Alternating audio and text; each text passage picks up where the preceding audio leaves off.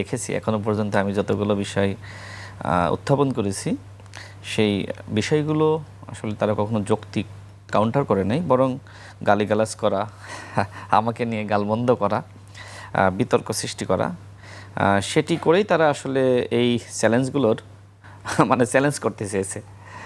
তো যাই হোক, আপনার স্পেসিফিক প্রশ্ন থাকলে আমার জন্য উত্তর দিতে খুব সহজ হয়। জি, আমি সেদিকেই আসতে চাচ্ছি। আপনি সম্প্রতি বলেছেন যে জামায়াত এনসিপি মব সৃষ্টি করে আইন শৃঙ্খলা পরিস্থিতির অবনতি ঘটাতে চাচ্ছে, আসলে কি তাই? জামায়াত এনসিপি দায়ী? দেখেন, অন্তর্বর্তীকালীন সরকারের সময় এনসিপি তারা ওই অর্থে কখনো সচিবালয় ঘেরাও করেছে আমি দেখি নাই, এবং জামাত ইসলাম তাদেরও অন্তর্বর্তীকালীন সরকার নিয়ে অনেক সমালোচনা আছে, তারাও ঘেরাও করেনি। কিন্তু বিএনপি দায়িত্ব গ্রহণের পরে আমরা দেখলাম যে জামাতের আমির ডাক্তার শফিকুর রহমানের নেতৃত্বে সচিবালয় ঘেরাও করা হয়েছে, এবং জামাতের একজন নেতা শফিকুল ইসলাম মাসুদ সাহেব, তার আচরণ খুবই বিধ্বংসী ছিল। দেখেন, তিনি এর আগে নিজেই বলেছিলেন যে আমি কে সেটা শেখ হাসিনাকে জিজ্ঞেস করিও। এমনকি তিনি এই কথা বলেছিলেন যে আমি কে সেটা রাজশাহী বিশ্ববিদ্যালয়ের সবথেকে বড় সন্ত্রাসী যে, তাকে জিজ্ঞেস করিও। তার মানে কি? তার মানে এই যে শফিকুল ইসলাম মাসুদ সাহেব নিজেকে একজন মাফিয়া হিসেবে জাতির সামনে উত্থাপন করছেন।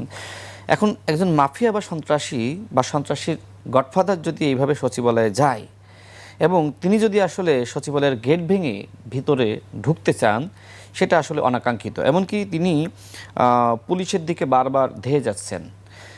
একটা পর্যায়ে তো জামাতের আমির তিনি এই এমপি সাহেবের কান বরাবর থাপ্পড় মেরেছেন। এটা কিন্তু আমাদের জন্য খুবই বিব্রতকর যে একজন এমপিকে এইভাবে তার দলের প্রধানের কাছে থাপ্পড় খাইতে হয়।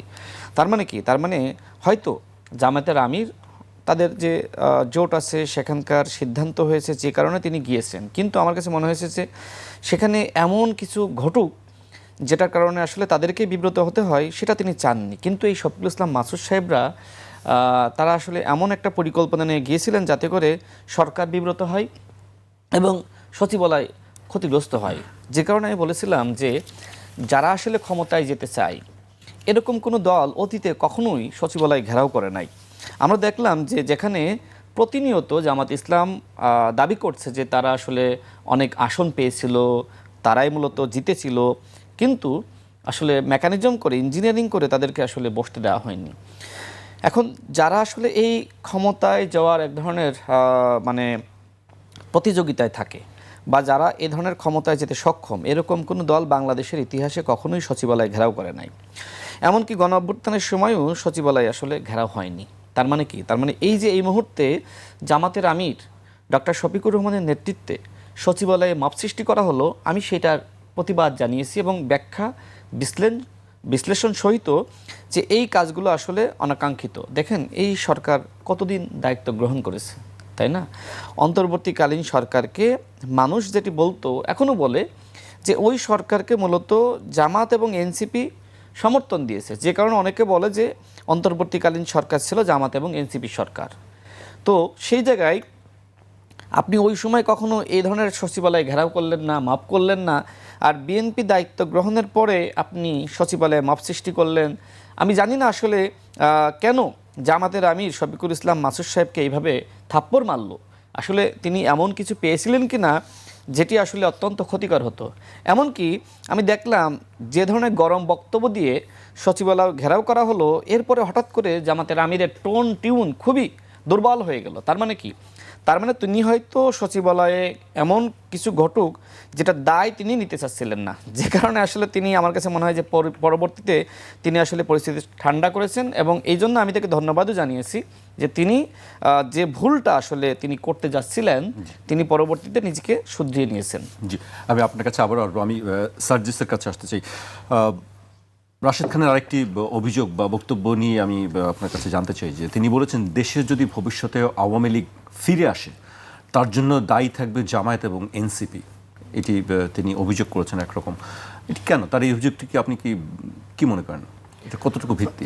না, প্রথমত হচ্ছে কি, মানে আমরা খুব স্বাভাবিকভাবে ভিন্ন রাজনৈতিক দল, ভিন্ন মত হিসেবে আমাদের যুক্তি তর্ক থাকবেই, কিন্তু আমরা সব কিছু বিরোধী দলের উপরে চাপিয়ে দিব এই ধরনের অনাকাঙ্ক্ষিত আমাদের চিন্তা না থাকাটা উচিত আসলে। কারণ ধরেন এখন তো ক্ষমতায় আছে বিএনপি, সো প্রশাসন বিএনপির কাছে, বিচার বিভাগ বিএনপি কন্ট্রোল করে, বাংলাদেশের সরকার রাষ্ট্র কাঠামো সব কিছু বিএনপি নিয়ন্ত্রণ করে। তাহলে বিএনপিকে বাদ দিয়ে যদি জামাত এনসিপি আওয়ামী লীগকে ফিরিয়ে নিয়ে আসতে পারে তাহলে তো বিএনপির চেয়ে জামাত এনসিপি বেশি শক্তিশালী। তো এবং তাহলে কি মানে তারেক রহমান জামাত এনসিপির আরেকটা টিম হিসেবে কাজ করতেছে কিনা ওইখানে, এটাও আমাদের প্রশ্ন তখন চলে আসবে। আসলে ক্ষমতাসীন রাজনৈতিক দল আমরা মনে করি এই 5 বছরে নির্ধারণ হবে আগামীতে আওয়ামী লীগের ভবিষ্যৎটা কত দ্রুত রাজনৈতিকভাবেও শূন্যের দিকে যাবে।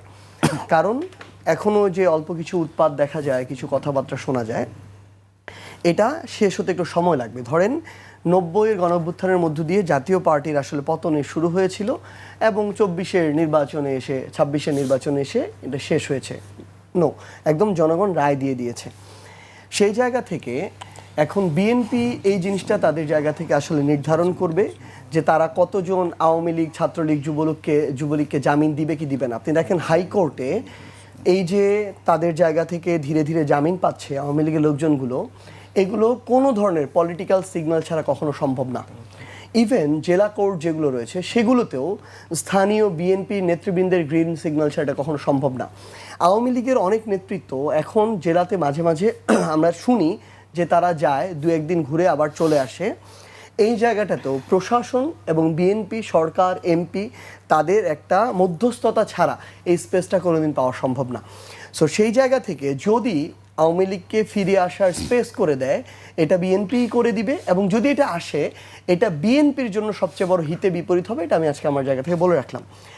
আরেকটা জিনিস হচ্ছে, ভাই যে জিনিসটা বললো যে ধরেন উনি এর আগে দেখেন নাই গণভবন ওই আমাদের সচিবালয় কোনো দল ঘেরাও করেছে কিনা। একটা জিনিস কি, কোনো কিছু আগে দেখি নাই দেখে ওই জিনিসটা কখনো করা যাবে না এমন যদি হইতো তাহলে তো বাংলা ব্লকেটও কোনোদিন দেখি নাই, করা যেত না। তারপরে হচ্ছে মানে কমপ্লিট শাটডাউন কোনোদিন দেখি নাই, করা যেত না। মার্চ টু ঢাকা কোনোদিন দেখি নাই, করা যেত না। তো সেই জায়গা থেকে আমরা মনে করি এখন রাজনীতি যেমন পাল্টেছে, রাজনীতির ধরন পাল্টেছে, মানুষের আকাঙ্ক্ষা পাল্টেছে, ভাষা পরিবর্তন হয়েছে। প্রত্যেকটা সময়ের সাথে সাথে এভলিউশনটা হবে এবং আমাদের যারা পুরাতন রাজনীতিবিদ আছেন, মানে আমাদের অগ্রজ বলি, পুরাতন বলে মাইন্ড করতে পারে, সো তারা যদি মনে করে তারা যেই কালচারে বিগত 20-30 বছর রাজনীতি করেছে এখন ওই একই কালচার রাজনীতি হবে, তারা পরিবর্তন হবে না, রাজনীতিটাকে পরিবর্তন হবে, আমি আপনাকে বলছি তারা ধীরে ধীরে রাজনীতি থেকে ছিটকে পড়বে। কারণ সময়ের চাহিদাটা আপনাকে বুঝতে হবে। আমরা এই পুরো সময়টাতে যখন দেখি যে আবার বিএনপি খুব স্বাভাবিকভাবেই আগের মতো প্রতিষ্ঠানগুলো দলীয়করণ করছে, স্বজনপ্রীতি করছে, বিএনপির যত পরাজিত এমপি ছিল, মানে এত বড় একটা রাজনৈতিক দল যখন 212টা আসন পায় সেখানেও যে বিএনপির এমপিরা হেরে যায় তাহলে তার অবস্থা কতটা বাজে জনগণের কাছে। সেই এমপিকে আমার সিটি কর্পোরেশনের প্রশাসক করা হয়, সেই এমপিকে জেলা পরিষদের প্রশাসক করা হয়, বড় বড় বিভিন্ন জায়গায় মহাপরিচালক বানিয়ে দেওয়া হয়। তাহলে এটা তো হচ্ছে আপনি উচ্ছিষ্টদের যে ডাস্টবিন, সেই ডাস্টবিন থেকে ওই ময়লা দিয়ে আপনি আবার দেশ সাজাইতে চাচ্ছেন। তাহলে এটা তো পুরাতন রাজনীতি। এই দলীয়করণ যখন করা হচ্ছে, যখন মানুষ ঠিকমতো গ্যাস পাচ্ছে না, বিদ্যুৎ পাচ্ছে না, আমি বিরোধী দল হিসেবে আমি কর্মসূচি করব। আমি যেমন সচিবালয়ের সামনে গিয়েছি, আমি কোনো একদিন যদি প্রয়োজন হয় আমি সংসদের সামনে মানিক মিয়া এভিনিউতে গিয়েও বসবো। কোনোদিন যদি আমার প্রয়োজন হয় আমি হয়তো বঙ্গভবনের সামনে গিয়েও বসবো। এটা তো আমি জনগণের জন্য বসেছি।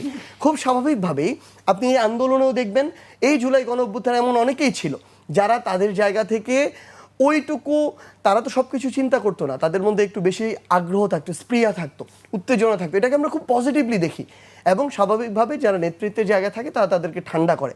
কিন্তু সেটাকে যেভাবে ফ্রেমিং করা হচ্ছে, থাপ্পড় বা হচ্ছে অনাকাঙ্ক্ষিত ঘটনা, আমরা ওইটাকে এইভাবে দেখি না। বরং এটা হচ্ছে ওই সম্পর্কের জায়গাটা থাকাটাও গুরুত্বপূর্ণ রাজনীতিতে, যে একজন এমপি উনি, তারপরও ওনার নেতৃস্থানীয় একজন ওনাকে থামিয়েছেন এবং উনি ওটা অ্যাকসেপ্ট করেছেন খুবই সুন্দরভাবে। কিন্তু আমরা এখন দেখি মানে ওনারা ওনাদের পাল্লায় সবাইকে মাপতে চান। আপনি দেখবেন বিএনপিতে তারেক রহমান বলতেছে চাঁদাবাজি করা যাবে না, তারেক রহমান বলতেছে আমরা এদের বিরুদ্ধে ব্যবস্থা নিব, তারেক রহমান বলতেছে মাদক ব্যবসা করা যাবে না, দখলদারি করা যাবে না, ক্ষমতার অপব্যবহার করা যাবে না, দলীয় লোক এই করা যাবে না।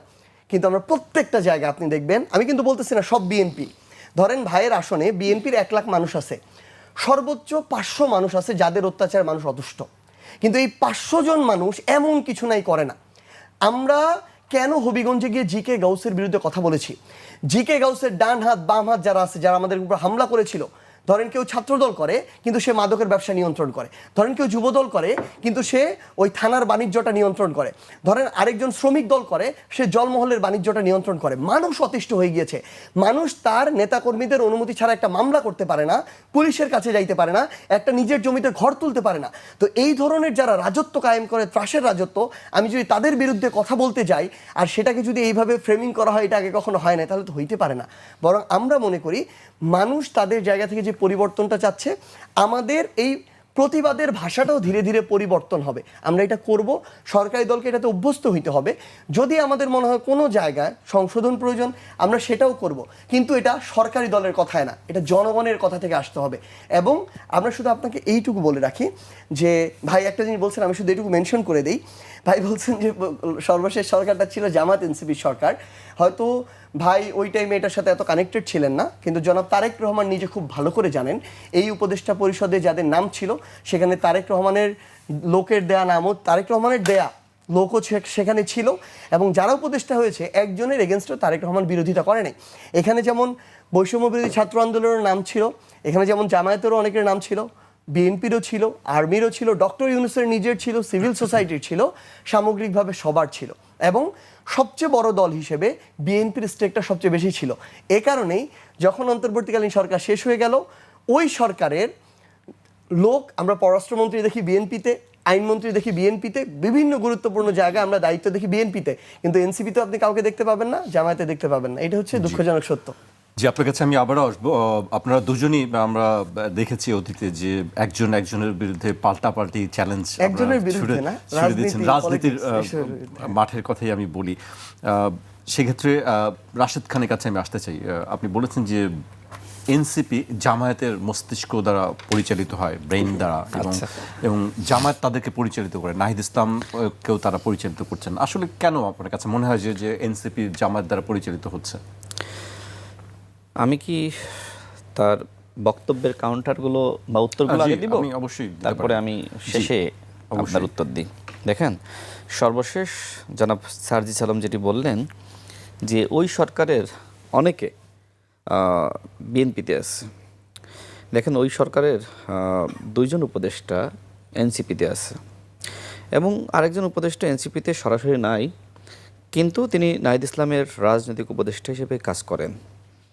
যেমন আসিফ মাহমুদ, তিনি মুখপাত্র, আর নাহিদ ইসলাম তো উপদেষ্টা থাকাকালীন সময়েই তিনি এই দল গঠন করেছেন এবং সেই সময় তো আসলে আমাদের সাথে অনেক আলোচনা হয়েছে।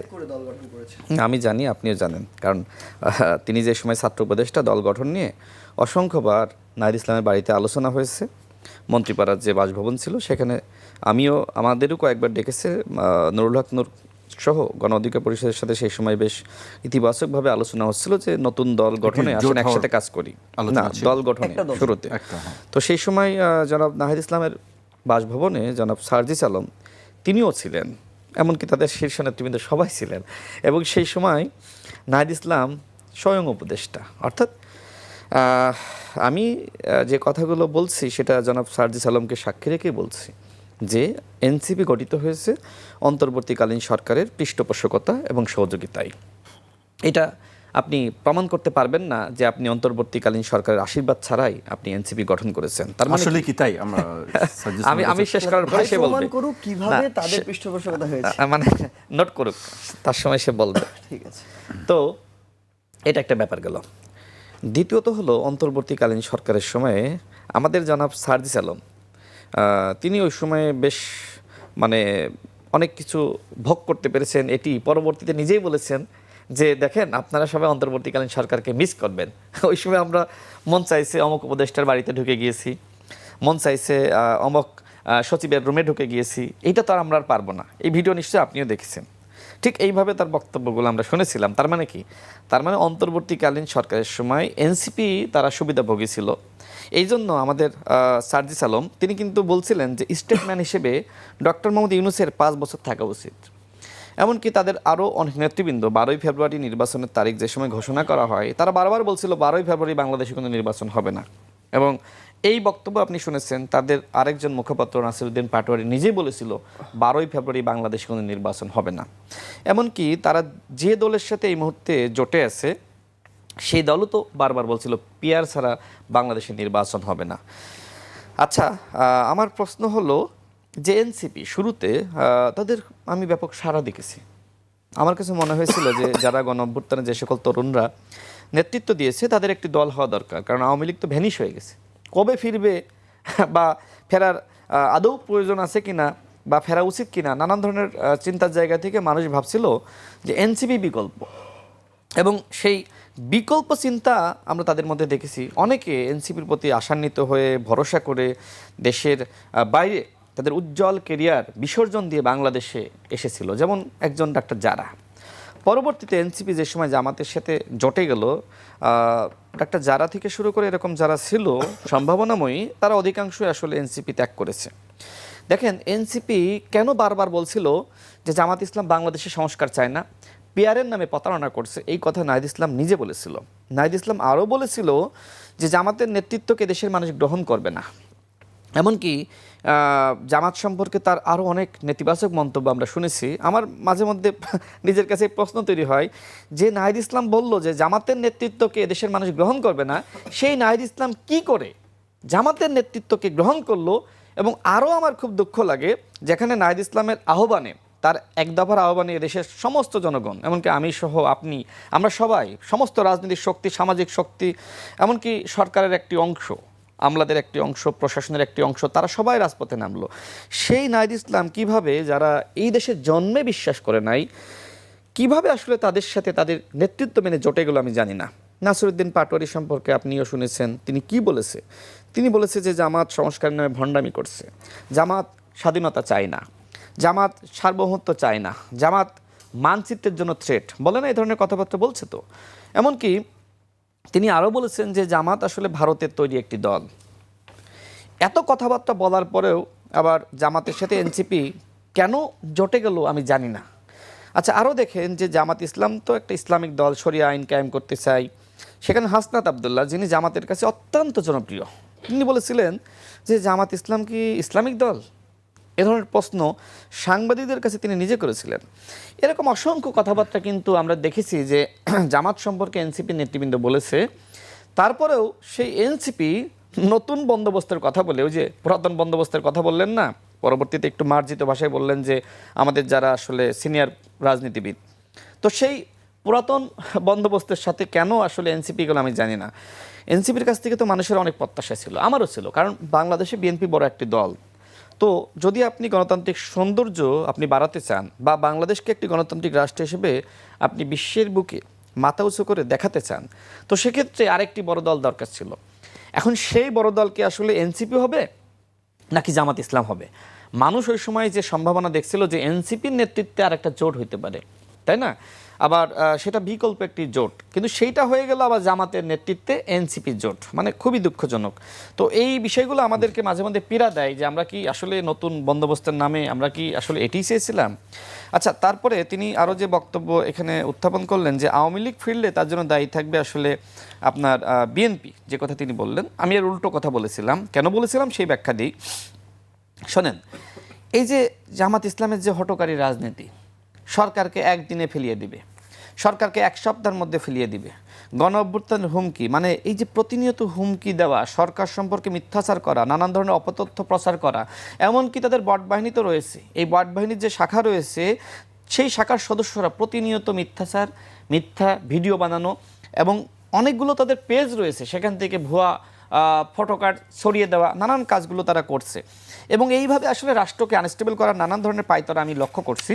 যে জন্য আমি বলেছিলাম যে আওয়ামী লীগ তখনই ফিরতে পারবে যখন আসলে একটা অস্বাভাবিক পরিস্থিতি বিরাজ করবে, এবং সেই অস্বাভাবিক পরিস্থিতি আসলে বাংলাদেশে সৃষ্টি করছে এই মুহূর্তে জামাত ইসলাম এবং এনসিপি এর সাথে আসলে যুক্ত হয়েছে।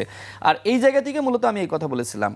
আচ্ছা, বিচার বিভাগের কথা বললেন যে বিচার বিভাগ তো আসলে বিএনপির নিয়ন্ত্রণে। দেখেন, বিচার বিভাগ স্বাধীনভাবে কাজ করছে, এবং বিচার বিভাগ স্বাধীনভাবে, আমার কাছে মনে হয় যে অন্তর্বর্তীকালীন সরকারের সময় যতটুকু না স্বাধীনভাবে কাজ করার সুযোগ পেয়েছে তার থেকে বেশি এখন স্বাধীনভাবে কাজ করছে। তিনি আরও অনেকের জামিনের কথা বললেন। আবার আমরা শুনেছি অন্তর্বর্তীকালীন সরকারের সময়, এমনকি এখনও বলছে মামলাবাজি, তাই না? অনেককে ভুয়া মামলায় অনেক আওয়ামী লীগের নেতা কর্মীদেরকে গ্রেপ্তার করানো হয়েছে। একদিকে আপনারাই বলছেন যে আসলে মামলাবাজি হয়েছে, অন্যদিকে যারা জামিন পাচ্ছে তাদের ব্যাপারে আবার মন্তব্য করতেছেন। আমি জানি না যে আসলে আপনারা দ্বিচারিতা কেন করতেছেন। একটা বিষয় বলেন, এখন বিচার বিভাগ যদি স্বাধীন হয়, তাই না, আওয়ামী লীগের তো সবে অপরাধ করে নাই।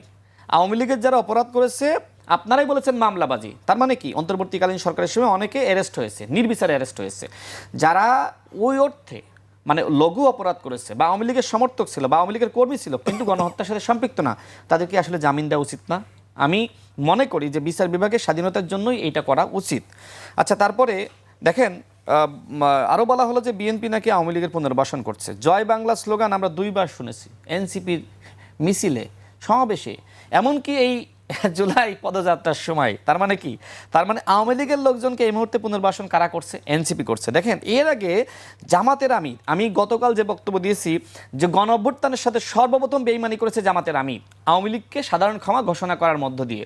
এখন আমি জানি না আমাদের সার্জিস আলম তারা এই বিষয়গুলো নিয়ে এখন আর কেন মন্তব্য করে না, যে বর্তমানে যে জামাতের আমির আওয়ামী লীগকে সাধারণ ক্ষমা ঘোষণা করলো সেই জামাতের আমিরের বর্তমান অবস্থানটা কি? দেখেন, আমি যতটুকু জানি যে জামাতের নেতৃবৃন্দ কি করে জানেন, গ্রাম বাংলায় তারা যে সময় আসলে আওয়ামী লীগের কাউকে গ্রেপ্তার করতে যায় প্রশাসনে বা মানে থানায়, তাদের যে সোর্স রয়েছে জামাতের, তারা আসলে জানিয়ে দেয়।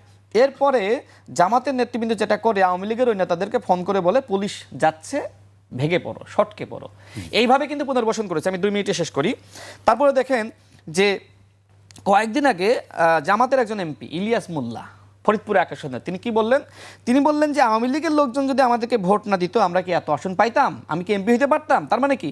তার মানে নির্বাচনের আগে আওয়ামী লীগের সবথেকে বেশি পুনর্বাসন করেছে কে? জামাত ইসলাম। আচ্ছা, আরও দেখেন জামাতের আরেকজন নেতা, যেটি সামাজিক যোগাযোগ মাধ্যমে গণমাধ্যমে ব্যাপকভাবে ভাইরাল হয়েছিল, সে বলেছিল যারা আসলে আওয়ামী লীগ করেন যদি জামাতে যোগদান করেন তাদের সমস্ত দায় দায়িত্ব জামাত নিবে, বলে নাই? আচ্ছা, নাহিদ ইসলামের একটি বক্তব্যকে কেন্দ্র করে ব্যাপকভাবে আসলে সমালোচনা সৃষ্টি হয়েছিল। নাহিদ ইসলাম বলেছিল যারা আসলে ছাত্রলীগ করেছেন, যারা অপরাধ করেননি, তারা আমাদের দলে যুক্ত হতে পারেন। আমি কিন্তু সঠিক বক্তব্যই আমি উত্থাপন করলাম যে অপরাধ করেননি। আচ্ছা, যেখানে আপনারা বলছেন যে দল হিসেবে আওয়ামী লীগের বিচার হওয়া দরকার, ছাত্রলীগ যুবলীগের সবার বিচার হওয়া দরকার, তাহলে বিচারের আগে নাহিদ ইসলাম কিভাবে গণ অভ্যুত্থানের নায়ক এবং তারা আহ্বানে তো এক দফার আহ্বানে আমরা সবাই গিয়েছিলাম, যেটা অনেকে প্রশ্ন করার চেষ্টা করেন। আমি কোনো প্রশ্ন করতে চাই না। আমার কথা হলো হ্যাঁ, নাহিদ ইসলাম এক দফা ঘোষণা দিয়েছিলেন। সেই নাহিদ ইসলাম কিভাবে এই ছাত্রলীগকে আসলে এনসিপিতে যুক্ত হওয়ার জন্য আহ্বান করেন? তো এই যে কথাগুলো আমি বললাম, এখন দর্শকরাই আসলে বিশ্লেষণ করুক যে আসলে আওয়ামী লীগের পুনর্বাসন কারা করছে, জামাত করছে, এনসিপি করছে নাকি বিএনপি করছে। শেষ কথা হলো প্রতিষ্ঠানগুলোকে দলীয়করণ করা। দেখেন, আমরা দেখেছি জাতীয় নাগরিক কমিটি, পার্টি না কিন্তু কমিটি হয়েছিল, সেই কমিটির একজন নেতা ছিলেন যিনি মোহাম্মদ এজাজ, তাকে ঢাকা উত্তরের প্রশাসক করা হয়েছিল। তাহলে দলীয়করণ কে করলো? আচ্ছা, দেখেন ওই সময় যে ছাত্র উপদেষ্টা বিভিন্ন মিনিস্ট্রিতে দায়িত্ব পেয়েছিল, কারা ছিল? অধিকাংশ এনসিপির নেতা, এবং এখন এনসিপির দল করছে। তার মানে কি? তার মানে আপনি 18 মাসে অন্তর্বর্তীকালীন সরকারের সময় কি কি সুবিধা নিয়েছেন এবং কোথায় কাকে নিয়োগ দিয়েছেন, আমার কাছে মনে হয় যে এটি যদি আমাকে বলতে বলেন তাহলে তো সময় লাগবে। মূল কথা হলো যে অন্তর্বর্তীকালীন সরকারের সময় জনাব সার্জিস আলমের যে বক্তব্য ছিল, ওই বক্তব্য যদি বিশ্লেষণ করেন তাহলে বোঝা যায় যে অন্তর্বর্তীকালীন সরকারের সময় যদি সুবিধাভোগীর তালিকা করেন তাহলে 1 নম্বরে এনসিপি, 2 নম্বরে জামাত, এরপরে অন্যান্য দলের কথা আপনি বলতে পারেন। সর্বশেষ কথা হলো আমাদের মাননীয় প্রধানমন্ত্রী সম্পর্কে বলেছেন, যেখানে জনাব তারেক রহমান বলছেন চাঁদাবাজি, মাদক, দুর্নীতির বিরুদ্ধে কথা, সেখানে নাকি মানে এগুলো বিএনপির অনেকে করছে। দেখেন, বাংলাদেশের সার্বজনীন সমস্যা কি? ছিনতাই, কিশোর গ্যাং, এরকম ধর্ষণ, নিপীড়ন আছে না? এই সংকটগুলো তো আছে। এখন এনসিপির মধ্যেও তো এই সংকট সৃষ্টি করে এরকম কাউকে পাওয়া যাচ্ছে, জামাতের মধ্যেও তো অহরহ এখন পাওয়া যাচ্ছে। ঠিক একইভাবে এরকম অপরাধ করছে বিএনপির মধ্যেও আছে, সাধারণ মানুষও আছে। অর্থাৎ এই যে চাঁদাবাজি, দুর্নীতি, মাদক, এগুলো সার্বজনীন সমস্যা। এই সমস্যাগুলো মোকাবেলার জন্য দরকার জাতীয় ঐক্য। কিন্তু আমাদের এনসিপির বন্ধুরা, এটা শেষ করি, এনসিপির বন্ধুরা এবং জামাতের নেতৃবৃন্দরা তারা শুধুমাত্র বিএনপির কর্মীরা কোথায় কি অপরাধ করছে সেইটাই চোখে দেখতেছে, কিন্তু তাদের একজন এমপি তিনি কি অপরাধ করতেছেন, তাদের একজন নেতা কি অপরাধ করতেছেন, সেগুলো তারা আসলে চোখে দেখতেছে না। সর্বশেষ কথা হলো, বিরতিতে যাবেন, এই লাইনটা শেষ করি। সর্বশেষ কথা হলো, তিনি যেটি বলেছেন যে বিএনপির সবথেকে বেশি স্টেক ছিল, উপদেষ্টা ছিল, এটা অসত্য। দেখেন কিভাবে অন্তর্বর্তীকালীন সরকারের উপদেষ্টা পরিষদ গঠিত হয়েছিল সেটা নাহিদ ইসলাম তিনি নিজেই কিন্তু সাংবাদিক সম্মেলন করে বলেছিলেন যে এই যে 6 জন সমন্বয়ক, যাদের সমন্বয়ে আসলে আপনার লিয়াজু কমিটি গঠিত হয়েছিল, মূলত তারাই এই উপদেষ্টা পরিষদ গঠন করেছে। আপনি সেই সময় সরকার গঠন করেছেন এটি বলে ক্রেডিট নিলেন, আর এখন বলেন যে বিএনপি ছিল। আচ্ছা, বিএনপি যদি দুই একজন থেকেও থাকে নাম বলেন আপনি, কিন্তু আমি তো দেখছি যে 2 জন ছাত্র উপদেষ্টা সরাসরি যারা এনসিপি গঠন করেছে তারা তো এখন আপনার এনসিপির প্রধান নেতা হয়েছে, তাই না? তার মানে কি? তার মানে ওই সরকারটা ঠিক আছে, থাকতে পারে, যেহেতু গণঅভ্যুত্থানের আপনার প্রেক্ষিতে পরবর্তীতে অন্তর্বর্তীকালীন সরকার গঠিত হয়েছে, কিন্তু ওই সরকারের যদি 80% বলেন 80% জামাত এবং এনসিপি ছিল, আর 20% বাকি সবাই ছিল। বিরতিতে যেতেই হচ্ছে, আমি একটি বিরতি নিচ্ছি, ফিরছি এখনই।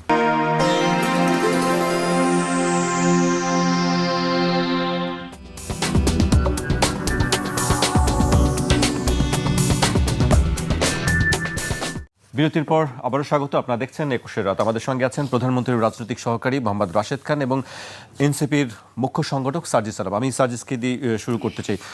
আমরা অনেক বক্তব্য শুনলাম, আপনি এর বিষয়ে আসলে কি বলতে চান? আমি নতুন প্রশ্ন না করে আসলে তার প্রশ্নের উত্তর কি আছে? অবশ্যই অনেকগুলো কথা বলেছেন ভাই।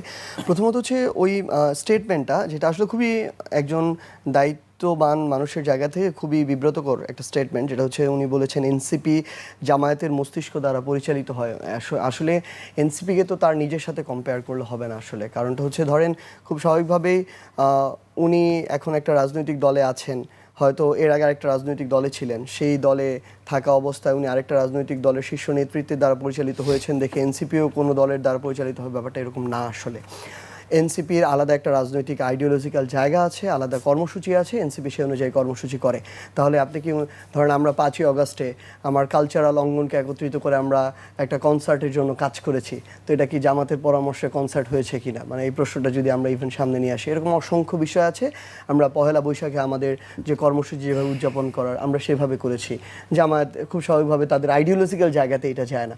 আমরা সংসদে দাঁড়িয়ে 71-এ মুক্তিযুদ্ধের প্রশ্নে যে সংজ্ঞায়নটা করা হয়েছে, সেখানে আমরা আমাদের লিখিত অপিনিয়ন জানিয়েছি, যেটা কিন্তু খুব স্বাভাবিকভাবেই জামাত এটাতে এগ্রি করে না।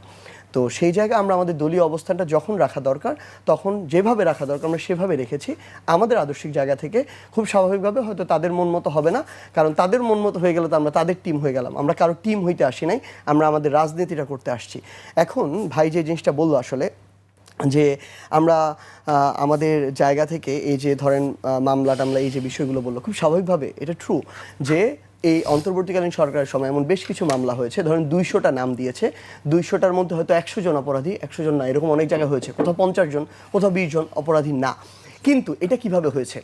ওই তখন বিএনপির হঠাৎ করে যারা নেতা বনে গেল, তারা এই মামলা বাণিজ্যটা কিভাবে করেছে? তারা আগে নামের তালিকা তৈরি করার সময় একবার নাম দিবে না ওই তালিকায়, এই জন্য টাকা নিয়েছে।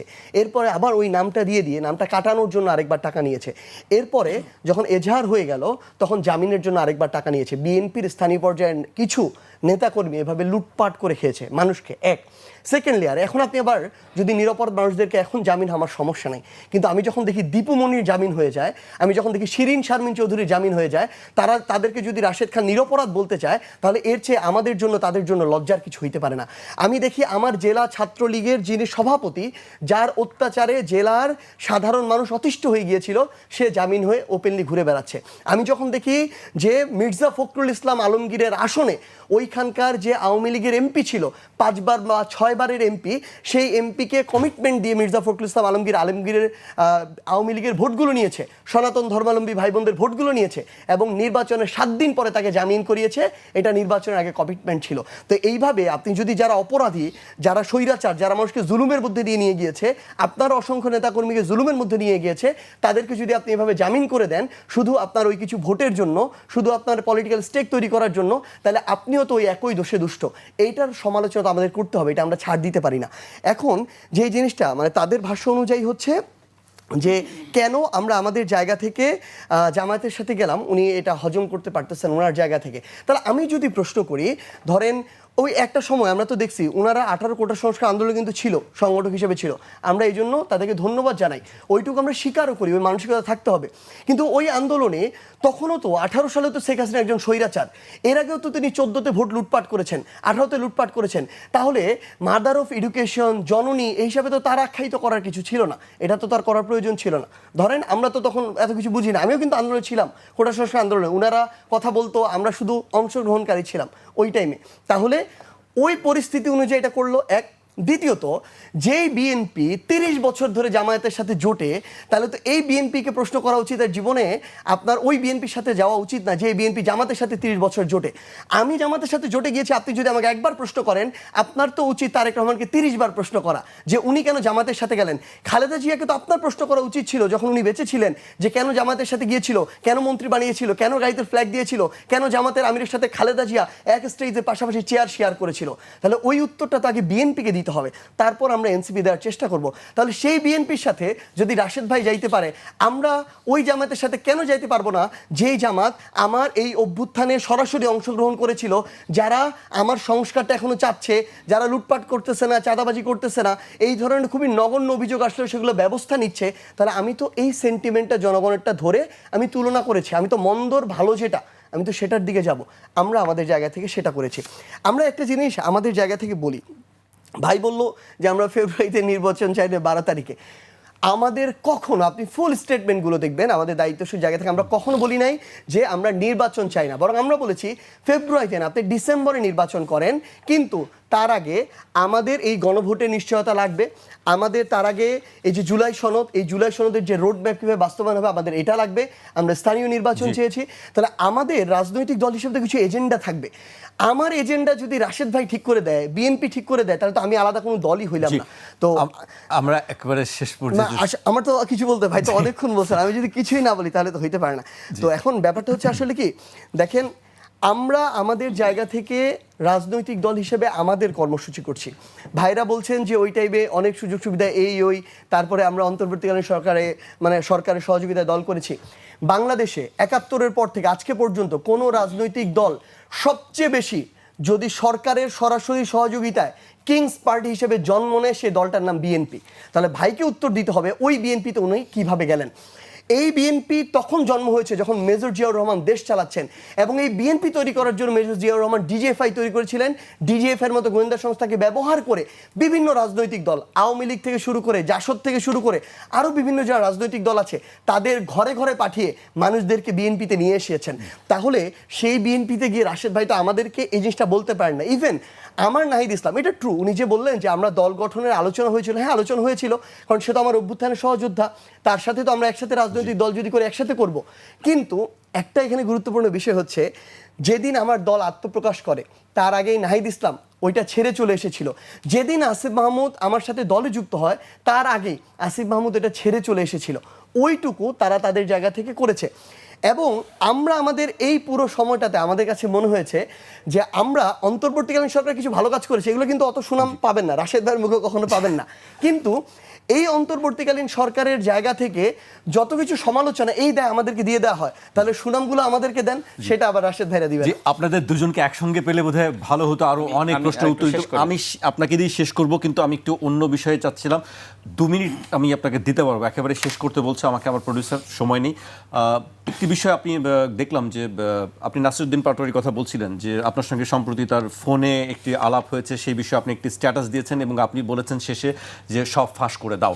আমরা জানি না কি ফাঁসের বিষয় আছে।